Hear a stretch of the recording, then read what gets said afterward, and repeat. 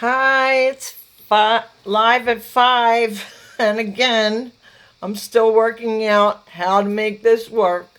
The last couple days on my laptop, it's been saying I have no filming, so have to look into that. Okay, so instead of really going into the four different types of bipolar disorder, I felt there needed to be more definitive, more specific descriptions of manic end of the disorder, and depressive end of this disorder. This comes from Manic Depressive Illness by, Volume 1 by Frederick Goodwin and Kay Redfield Jamison. She is a doctor that has bipolar disorder, and she's written many books and maybe 2 biographies of her life or 1 biography of her life. We're going to talk about her in the long run. Let me just check the copyright date of this. It is 2007. So my dissertation advisor would be happy with me. All right. So, and there's 2 words that I needed to look up. So when we get to them, I will immediately define them for you. So, during hypomanic and manic states, thinking becomes very fluid and productive to the point of loosening of the normal patterns of association, as well as racing thoughts and flight of ideas. Racing thoughts. I spoke a lot about that one episode. Oh, there's 3 words. The didentric branching out quality of manic thinking was described in the 19th century art by writer John Ruskin, quoting Rosenberg, 1986. I roll on like a ball, with this exception, that contrary to the usual laws of motion, I have no friction to contend with in my mind. I'm almost sick and giddy with the quantity of things in my head, trains of thought beginning and branching to infinity, crossing each other, and all attempting and wanting to be worked out. That's a really cool description from somebody who knows what a manic state is like. So there's also grandiosity with this, and another couple paragraphs that I want to read straight from the book. Oh, I think this is quoting the same gentleman. The condition of my mind for many months is beyond all description. My thoughts ran with lightning-like rapidity from one subject to another. I had an exaggerating feel of self-importance. All the problems of the universe came crowding into my mind, demanding instant discussion and solution. Mental telepathy, hypnotism, wireless, telegraphy, Christian Science, women's rights, and all the problems of medical science, religion, and politics. I even devised means of discovering the weight of a human soul, and had an apparatus constructed in my room for the purpose of weighing my own soul the minute it departed from my body. Those are really cool quotes. Okay, now that gives you a little bit more of the mania side of things. And now I want to discuss bipolar depressive states. There's depressive stupors, delusions, hallucinations, and clouding of consciousness. Mood, cognition and perception, activity and behavior. Mood is perhaps the least variable across the continuum of depressive states.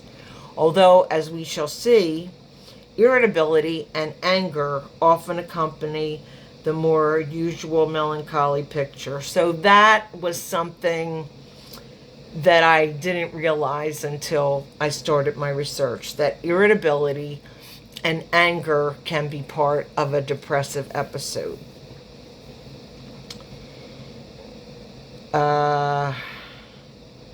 This is an ancient description of melancholy. The patients are dull or stern, dejected or unreasonably torpid, which means having lost motion or power of exertion.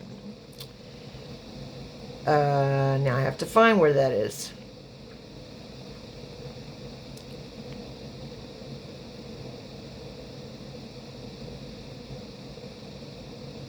Where did it go?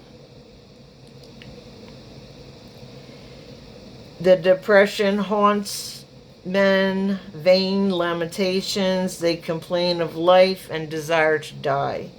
In many, the understanding so leads to insensibility and fatuousness, another word that was new to me, which means the quality of being inanely, complacently, or utterly foolish, silly, and devoid of intelligence.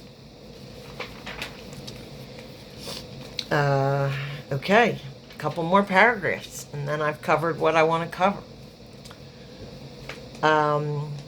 Okay, so depressive side we're still doing. Bleak, pessimistic, and despairing. A deep sense of futility is often accompanied, if not preceded by, the belief that the ability to experience pleasure is permanently gone. The frightening lack of color and the inability to experience meaningful emotional responses. And this is from a patient. It is bad enough not to speak the same language as other people. It is worse not to feel the same emotions. There is a generalized insufficiency of all mental activities. This comes from a 1921 reference. I'm going to spell his name because I never say it right. Kraepelin from 1921. He was the first person to not see the depressive side of bipolar and the manic side of bipolar. They all thought they were two different illnesses. His discovery was to put them together, and it wasn't called bipolar disorder. It used to be called manic depressive disorder. Okay, so these come from him. Thinking is difficult to the patient, a disorder which he describes in the most varied phrases. He cannot collect his thoughts or pull himself together.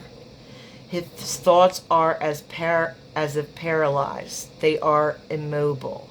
He is no longer able to perceive or to follow the train of thought of a book, a conversation.